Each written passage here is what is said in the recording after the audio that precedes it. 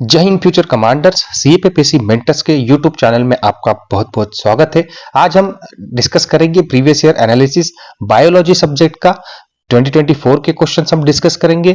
उसमें हम डिस्कस करेंगे कि किस तरीके के क्वेश्चंस पूछे जा रहे हैं, कैसे यूपीएससी आपको ट्रिक कर रहा है, क्या आपको पढ़ने की जरूरत है, क्या चेंजेस लाने हैं आपकी स्ट्रैटेजी में। हमने ऑलरेडी फिजिक्स केमिस्ट्री के बारे में डिटेल में वीडियोस बनाए हैं, अगर वो नहीं देखे होंगे आपने तो वो भी देख लीजिए, ताकि ये जो साइंस के जो मार्क्स है 50 के राउंड मार्क्स 50 मार्क्स के क्वेश्चंस आ रहे हैं लगभग सीएपीएफ एग्जामिनेशन में, तो इसमें आप वीक नहीं हो सकते या इग्नोर नहीं कर सकते। तो नॉलेज होना बहुत जरूरी है आपको कि किस तरीके के क्वेश्चन आ रहे हैं, ताकि आप स्मार्ट स्टडी कर सको।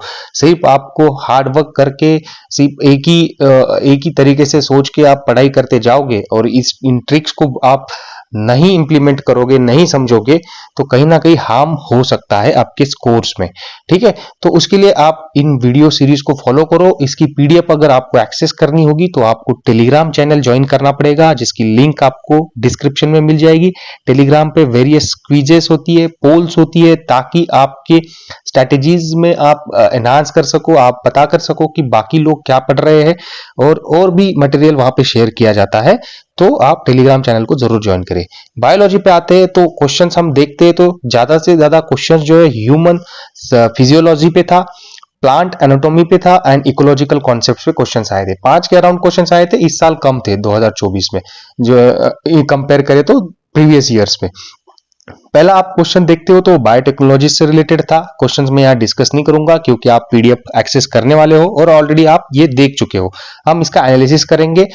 ये कॉन्सेप्ट रेड बायोटेक्नोलॉजी यूज की गई थी इसमें, इसके ऊपर एक क्वेश्चन था। दूसरा हम क्वेश्चन देखते हैं तो जे मेंडल की जो इनहेरिटेंस थ्योरी है, उसमें क्या यूज हुआ था, कौन से ऑर्गेनिज्म पे इसने एक्सपेरिमेंट किए थे, उसके ऊपर क्वेश्चन आया था। तो मेंडेलियन जेनेटिक्स जो है उस टॉपिक पे आपको ये क्वेश्चन देखने को मिलेगा। तीसरा था आपका प्लांट टिश्यू जो है, कौन सा ऐसा layer, in which layer of the plant tissue are guard cells present, कहां पे गार्ड सेल्स प्रेजेंट होते हैं। और ये यूपीएससी का फेवरेट टॉपिक है बायोलॉजी के लिए। प्लांट सेल के अराउंड क्वेश्चन कहीं ना कहीं हमें हर साल देखने को मिलता है। नेक्स्ट हम देखते हैं तो एक्सेस ग्लूकोज कहां पे ह्यूमन बॉडी में स्टोर होता है, उसके ऊपर क्वेश्चन आया था। ह्यूमन फिजियोलॉजी में ये टॉपिक इंक्लूड होता है, तो आप उस तरीके से उस पर फोकस कर सकते हो। इसके डिटेल में आंसर्स आपको मिल जाएंगे टेलीग्राम चैनल पे। Which one among the following is an example of an endothermic process. ये बड़ा इंटरेस्टिंग क्वेश्चन है। अगर आप एंडोथर्मिक प्रोसेस आप देखोगे तो ये केमिस्ट्री से रिलेटेड क्वेश्चन लगता है, बट जैसे ही आप ऑप्शन में देखोगे कि इसका फोटोसिंथेसिस आंसर है, तो फोटोसिंथेसिस ये केमिकल प्रोसेस ही होती है, बट ये सेलुलर बायोलॉजी में भी ये टॉपिक इंक्लूड होता है। तो आप कॉम्बिनेशन ऑफ बायोलॉजी और केमिस्ट्री दोनों को मिला के एक क्वेश्चन यहाँ पे देख सकते हो।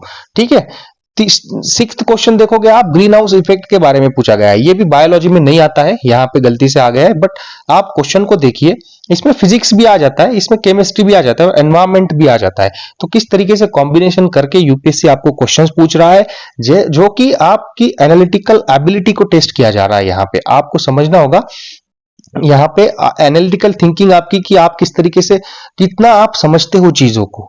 ठीक है, आपने ग्रीन हाउस इफेक्ट एनवायरमेंट में पढ़ लिया, इससे काम नहीं चलेगा। ठीक है, आपको उसकी फिजिक्स भी पता होना चाहिए। तो वहां पे वो क्वेश्चन आया था।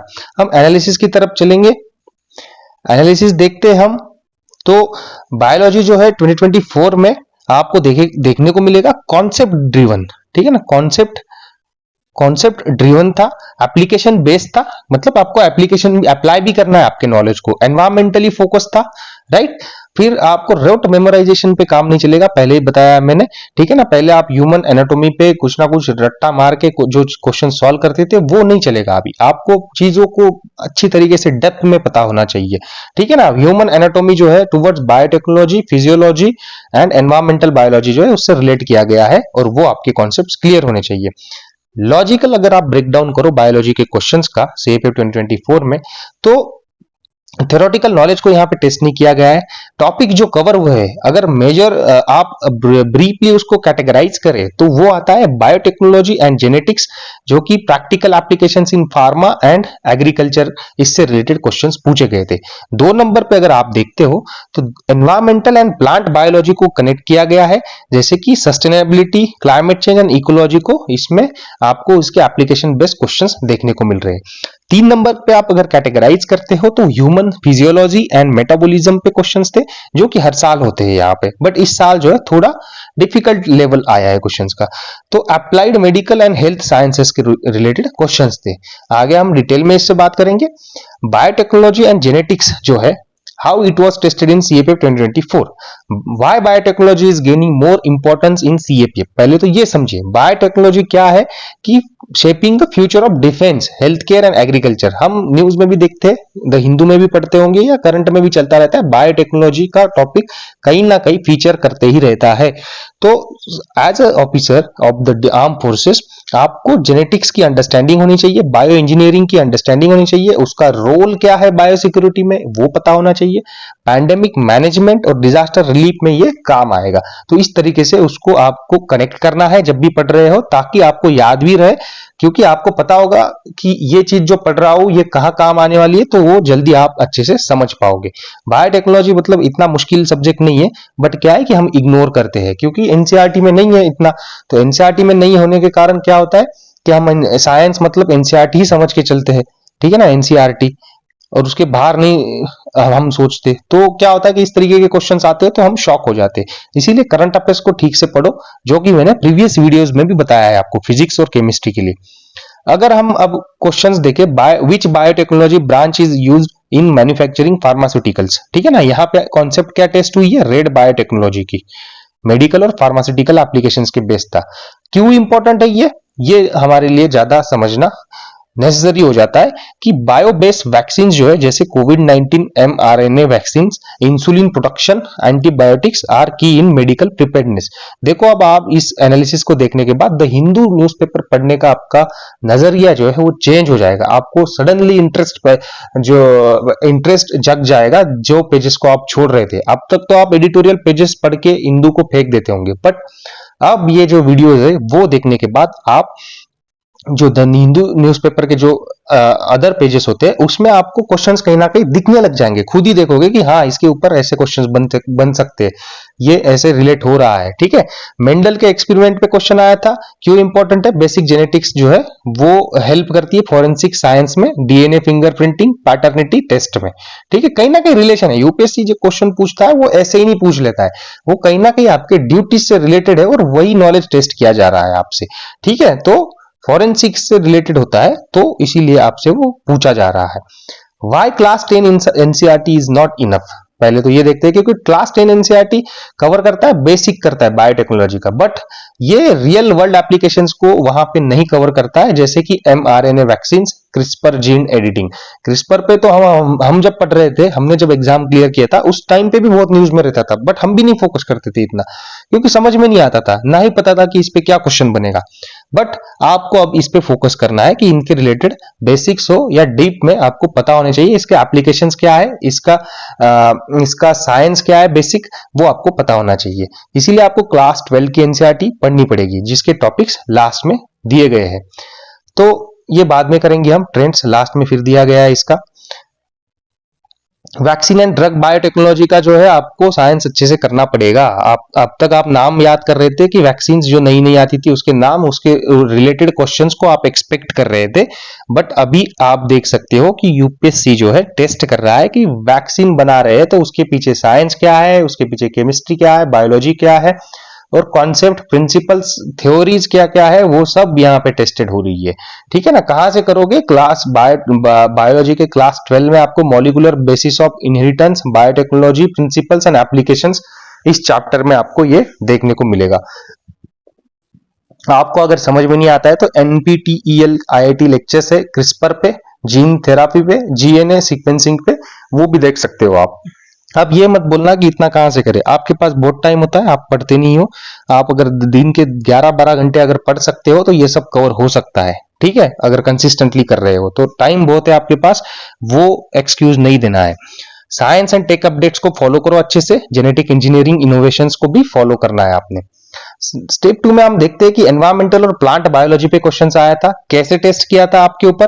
पहले तो जो है सीएपेप में ये क्यों इंपॉर्टेंट है, इकोलॉजी और एनवायरमेंट से रिलेटेड क्वेश्चंस टेस्ट करना, क्योंकि एनवायरमेंटल इश्यूज इंपैक्ट करते हैं सीएपेप ड्यूटीज को, जैसे कि फॉरेस्ट प्रोटेक्शन हो, डिजास्टर मैनेजमेंट हो, वाटर क्राइसिस हो, सस्टेनेबल एग्रीकल्चर हो, या फिर आप प्रोटेस्ट भी मान सकते हो कि प्रोटेस्ट भी होते रहते हैं।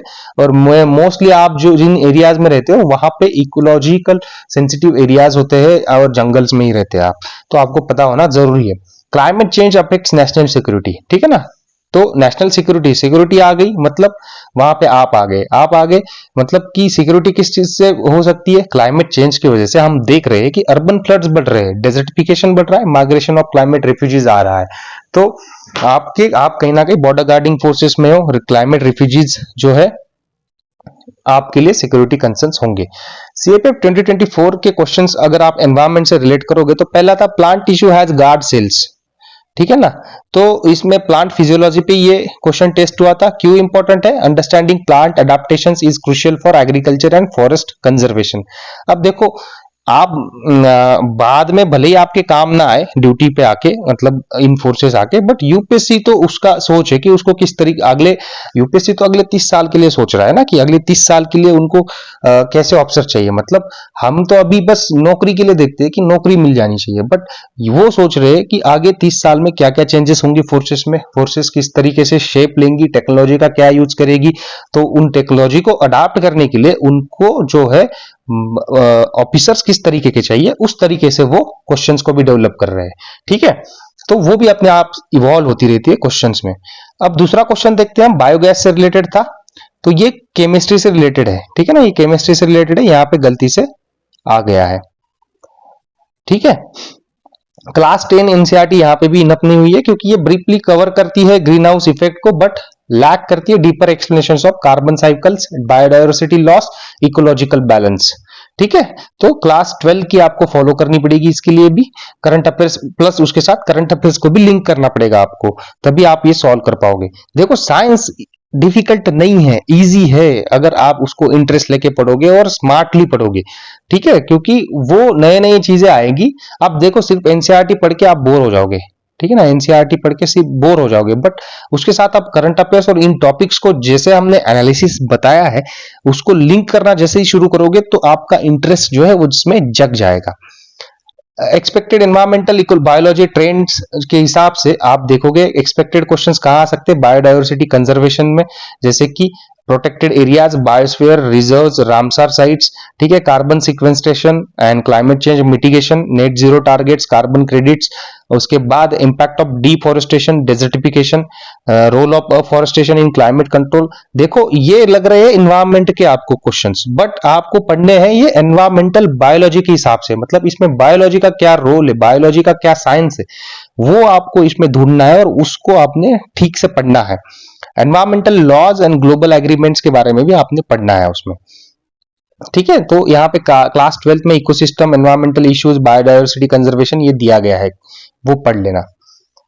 उसके बाद पीआई भी आता है, द हिंदू साइंस आता है, वो सेक्शन उसको भी आपने पढ़ना है और उसके नोट्स बना के रखो आप, ठीक है, और गूगल पे कर लेना है आपने, जो भी आप सर्च कर सकते हो उसको। फिर गवर्नमेंट रिपोर्ट्स आते हैं, United Nations Environment Programme, IPCC report on climate change and sustainability, इसको भी आपने करना है मतलब ये नहीं कि रट्टा मारना है, आप थोड़ा सा पढ़ लोगे आपको पता चल जाएगा कि कैसे क्वेश्चंस बन सकते हैं, अगर आप ये एनालिसिस को ठीक से समझ लोगे, ठीक है। और एक बार देखने से नहीं होगा, आपको ये पीडीएफ भी एक्सेस कर लो आप टेलीग्राम से और अपने पास रखो प्रिंट मार के, जब भी बायोलॉजी पढ़ने जाओगे तो ये सब आपने एक बार पढ़ लेना है। ह्यूमन फिजियोलॉजी पे आप क्वेश्चन देखते हैं, मेटाबॉलिज्म पे क्वेश्चंस आए थे, तो ये जो है ह्यूमन फिजियोलॉजी, मेटाबॉलिज्म क्यों इंपॉर्टेंट है, क्योंकि आप फोर्सेस में हो तो आपकी इम्यूनिटी, बॉडी कैसी फंक्शन करती है आपकी, आपको फर्स्ट एड देना होगा, सर्वाइवल ट्रेनिंग लेनी होगी, मेडिकल इमरजेंसीज रहेगी, तो इसके लिए आपको ये सब पता होना बेसिक चीजें जरूरी है as a officer, as a force personnel. ठीक है, फिर आपको हाई एल्टीट्यूड में काम करना पड़ता है, एक्सट्रीम हीट में काम करना पड़ता है, वॉर जोन्स में काम करना पड़ता है, जिसमें आपको अडाप्ट करना पड़ता है अपने आप को।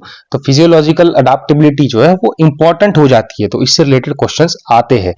सीएपीएफ 2024 में आप क्वेश्चन देखोगे तो how is access glucose stored in the body, glycogen storage in liver and muscles, ये कॉन्सेप्ट टेस्ट हुआ था। एनर्जी मेटाबॉलिज्म से हिसाब से ये आपको इंपॉर्टेंट है। Which of the following is the endothermic process, ठीक है, फोटोसिंथेसिस है ये इसका आंसर। तो क्या है कि biochemical energy transfer helps in food security and agriculture, तो इससे रिलेटेड ये टॉपिक है और इसीलिए ये इंपॉर्टेंट हो जाता है। 10 एनसीईआरटी यहाँ भी इनफ नहीं है, ठीक है, क्योंकि ये बेसिक न्यूट्रिशन के बारे में बात करती है, डाइजेशन के बारे में बात करती है, बट एक्सप्लेन नहीं करती है एडवांस में कि मेटाबॉलिक प्रोसेसेस क्या है, जैसे कि glycolysis, ATP production, neural hormonal regulation. और ये 2024 में ही नहीं, आप देख सकते हो इसको 2023 में भी आपको क्वेश्चंस कहीं ना कहीं डिफिकल्ट दिखेंगे इससे रिलेटेड। 11th और 12th NCERT plus extra reading on metabolism and physiology are needed. मतलब एनसीईआरटी के अलावा भी आपको गूगल करके चीजों को इमेजेस के लेके फिर यूट्यूब पे जाके जो एनिमेटेड वीडियोस होते हैं ना वो देखो थोड़ा, ठीक है ना, एनिमेटेड वो मत देखते बेटो कोचिंग्स के की 2-2 घंटे की क्लासेस है उसमें, और एनसीईआरटी में कोई फर्क नहीं रहेगा। आपको एनिमेटेड वीडियोस कहीं ना कहीं आउट ऑफ द बॉक्स जाके आपको कैसे समझ में आ सकता है। आपको वीडियो देख के आ सकता है तो वीडियो देख के करिए, आपको इमेजेस देख के आ सकता है तो इमेजेस देख के करिए। कोई भी चीज है इंस्टेंट ग्रास्प नहीं होगी, आपको उसको 4-5 बार रिवाइज भी करना पड़ेगा। और जब समझ रहे हो तो उसको अच्छे से समझ लो, भागो मत आगे, आपके पास बहुत टाइम है।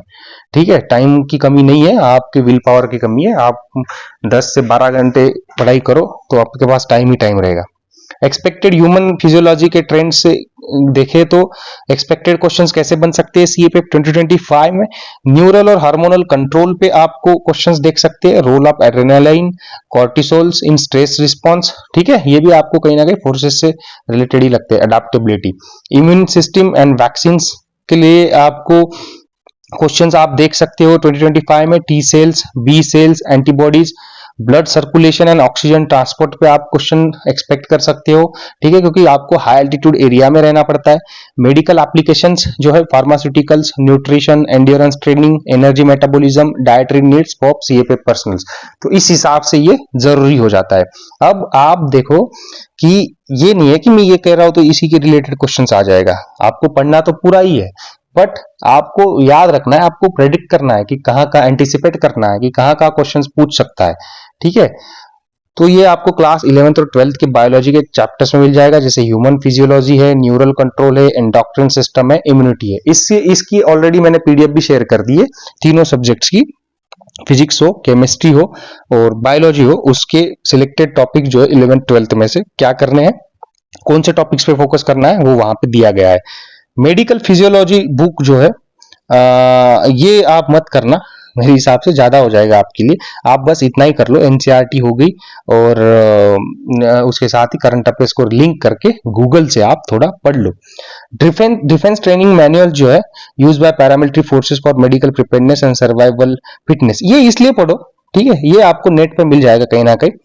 आप जो पैरामिलिट्री होगी, आर्म फोर्सेस होगी, उसके मेडिकल क्राइटेरिया भी पढ़ लो, उसके हिसाब से आपको पता चल जाएगा कि नीड क्या है यहाँ पे बायोलॉजी की, ठीक है, कौन कौन से क्वेश्चंस आ सकते हैं, तो आप थोड़ा कनेक्ट कर पाओगे उसको, स्मार्टली पढ़ पाओगे उसको। सिर्फ रट्टू तोता होता है उसकी तरह पढ़ना नहीं है अभी, ठीक है, क्योंकि कंपटीशन अलग है, अभी सबके पास गाइडेंस अवेलेबल है, तो इसीलिए मेरिट भी बढ़ते जा रहा है। अब देखते हैं कि NCERT up to class enough है या नहीं है। NCERT up to class 10 enough नहीं है, हमने ऑलरेडी देख लिया है उसमें, ठीक है ना। आप 40% के अराउंड ही बायोलॉजी के क्वेश्चन सॉल्व कर पाते हो, तो आपको जो है बचे हुए 60% के लिए क्लास 11 12 की एनसीईआरटी तो लगेगी, साथ में ही रियल वर्ल्ड एप्लीकेशंस भी आपको करने पड़ेंगे। वो कहाँ मिलेंगे, आपको करंट अफेयर्स से मिलेंगे, ठीक है ना, करंट अफेयर्स में से निकालने पड़ेंगे वो। तो जो क्वेश्चंस टेस्ट हुए थे वो क्लास 10th में कवर नहीं होते, मतलब अप टू क्लास 10th में आपको बियॉन्ड दैट जाना पड़ेगा, ठीक है। ब्रेक डाउन करेंगे हम क्लास 10th एनसीईआरटी में कौन कौन से क्वेश्चंस कवर हुए थे, कौन से नहीं हुए थे। जेनेटिक्स एंड बायोटेक्नोलॉजी आप अगर देखो तो वो क्लास 10th में नहीं हुआ था कवर, क्लास 12 एनसीईआरटी आपको पढ़ना पड़ेगा, उसमें बायोटेक्नोलॉजी एप्लीकेशंस इन मेडिसिन ये चैप्टर आपको करना पड़ेगा। मेंडल्स एक्सपेरिमेंट आप देखोगे तो ये बिल्कुल क्लास 10 तक कवर हो रहा है। प्लांट फिजियोलॉजी का देखो तो वो क्लास 10th में कवर नहीं हो रहा है, वो क्लास 11th की एनसीईआरटी जो है उसमें प्लांट एनाटॉमी एंड फिजियोलॉजी जो है वो सब्जेक्ट, अब वो चैप्टर आपको करना पड़ेगा। बायोगैस कंपोजिशन जो है केमिस्ट्री का है, एनवायरमेंटल केमिस्ट्री का, वो भी क्लास 10th में नहीं होता है। ठीक है, एनवायरमेंटल केमिस्ट्री जो क्लास 12th की एनसीईआरटी है, और माइक्रोबियल बायोलॉजी जो है वहां पे भी आपको ये देखने को मिलेगा।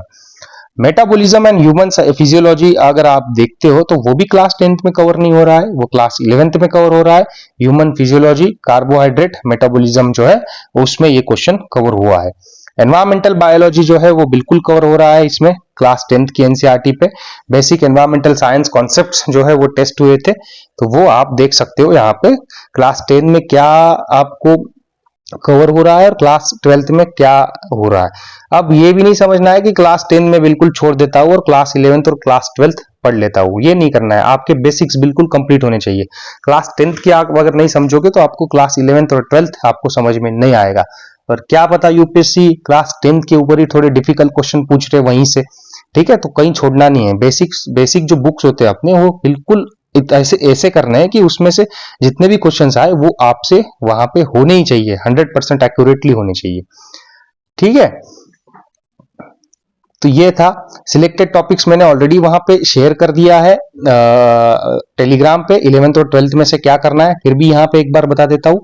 पहला है कि एक चैप्टर है सेल बायोलॉजी और प्रोकायरोट्स और यूकैरियोट्स जो है उसका चैप्टर आपको करना है। ठीक है, तो चैप्टर कौन कौन से यहाँ पे भले नंबर गलती से डाले गए होंगे पर सेल हो the unit of life, biomolecules, cell cycle, cell division जो है वो आपको करना है।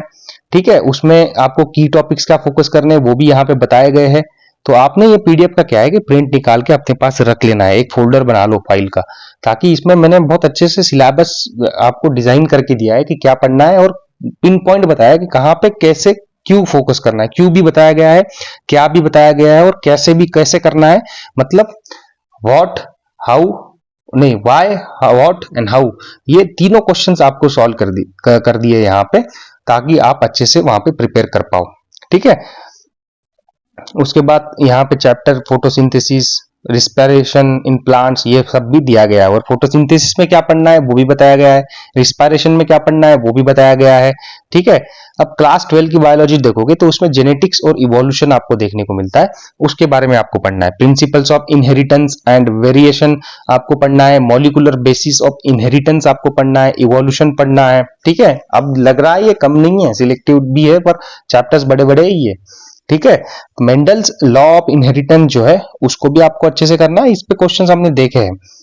ठीक है, एक डार्विन हो गया और एक मेंडल हो गया, इसके अराउंड क्वेश्चंस आते ही रहते हैं। तो उसमें क्या क्या पढ़ना है वो भी यहाँ पे दिया गया है। डीएनए स्ट्रक्चर के बारे में दिया है, उसका बारे में क्या पढ़ना है वो भी दिया गया है। ठीक है, आरएनए प्रोटीन सिंथेसिस वो भी पढ़ना है। इवोल्यूशन थ्योरी जो है, जो देखो यहाँ पे डार्विन आ गया, नाम लिया और डार्विन आ गया। वेस लामार्क जो है उसके थ्योरीज के बारे में पढ़ना है। दिखने के लिए बहुत कम टॉपिक्स लग रहे हैं, बट पढ़ने जाओगे तब आपको पता चलेगा कि इनकी डेप्थ बहुत है और आपको समझने के लिए थोड़ा टाइम देना पड़ेगा इसको। ठीक है, उसमें भी क्या टॉपिक्स फोकस करने हैं वो भी यहाँ पे दिए गए हैं। इकोलॉजी एंड एनवायरमेंट में आप देखोगे तो साइंस के हिसाब से इकोसिस्टम पढ़ लो, क्वेश्चंस को देख के, biodiversity, conservation, environmental tissue issues, वो सब यहाँ पे करना पड़ेगा। उसमें टॉपिक्स में फोकस क्या करना है, trophic level, food chain, biochemical cycles, pollution and environmental protection acts, endanger species, conservation efforts जो है वो सब आपने करना है यहाँ पे। ठीक है, इसमें साइंस के नजरिए से पढ़ना है एनवायरमेंट को भी। ठीक है, जब आप सिर्फ एनवायरमेंट को एनवायरमेंट सब्जेक्ट समझ के पढ़ोगे तो अलग बात है, उसमें वो आएंगे डेफिनेशंस वगैरह। ठीक है, जो नेट प्राइमरी प्रोड्यूसर्स वो सब जब आते हैं तो वो अलग है, वो एनवायरमेंट के नजरिए से अलग पढ़ोगे। अब एनवायरमेंट को यहाँ पे साइंस के नजरिए से अलग पढ़ना है, मतलब साइंस सब्जेक्ट में पकड़ना है इसको, तब पढ़ना है, और एनवायरमेंट को अलग पढ़ो अपना। वैसे ये करने जाओगे तो एनवायरमेंट हो ही जाएगा आपका, तो एनवायरमेंट में हो जाएगी वो बेसिक से चीजें होती है ना, नेट प्राइमरी प्रोड्यूसर्स हो गए आपके, एक्लेमेटाइजेशन हो गया, ठीक है, नीचे हो गया, फिर ट्रॉपिक लेवल्स हो गए, डाइवर्सिटी हो गई, ट्रीटीज हो गई, बहुत सारे क्वेश्चंस वो एनवायरमेंट के हो गए।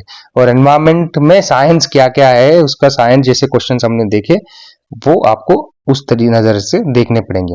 ह्यूमन हेल्थ और डिसीजेस पे भी फोकस करना है, ये इंपॉर्टेंट है। फोर्सेस में रहते हो आप, आइसोलेटेड रहते हो, जहां पे फैसिलिटीज अवेलेबल नहीं होती है, जहां वहां पे आपको ना हेल्थ केयर की फैसिलिटीज होती है, तो आपको खुद पे ही डिपेंड रहना पड़ता है। तो ये जरूरी होता है आपको ये सब ह्यूमन हेल्थ और डिसीजेस के बारे में पता होना। ठीक है, उसमें immunity types, vaccine, antibodies and diseases, फिर उसके बाद आते हैं आपके हार्मोन्स, विटामिन्स, वो सब आते हैं आपके, कैंसर ट्रीटमेंट, लाइफस्टाइल डिसीजेस, ये सब आपको करना है। ठीक है, तो यहां तक था आपका बायोलॉजी का। और आपको अगर और क्या चाहिए आप कमेंट सेक्शन में बताना। यहाँ तक वीडियो देखा होगा तो जरूर लाइक करना, क्योंकि आपको पसंद आया है ये एनालिसिस, तो लाइक जरूर करना, शेयर करना, और टेलीग्राम को ज्वाइन करके आप वहां पे मटेरियल एक्सेस करना। जय हिंद।